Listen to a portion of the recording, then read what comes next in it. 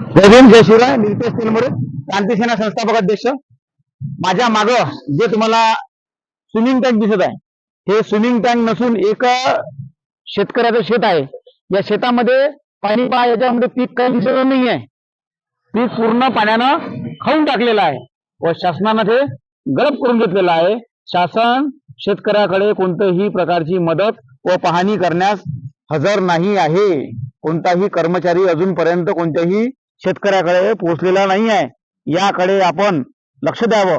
शासनाची काय म्हणणं आहे हे काही समजून नाही राहिलं. अस्पष्ट आहे, काही स्पष्ट नाही आहे. शेतकऱ्यांना तुम्ही पाहसान जागोजागी शहरामध्ये असे धक्के थांबलेले आहे. त्या पाण्यामुळे पूर्ण शेतीचं नुकसान होत आहे व शेतकऱ्यावर उपासमारीची व आत्महत्येची परिस्थिती आलेली आहे. असे जर शेतकरी मरत राहिले व शेती करणारे लोक शेती न करता आत्महत्या करत राहिले, व्याजानं पैसे काढतात आणि आपल्या शेतातली पेरणी करतात, पण त्यांना त्यांचा मोबदला भेटत नाही. शासनाकडूनही काही भेटत नाही.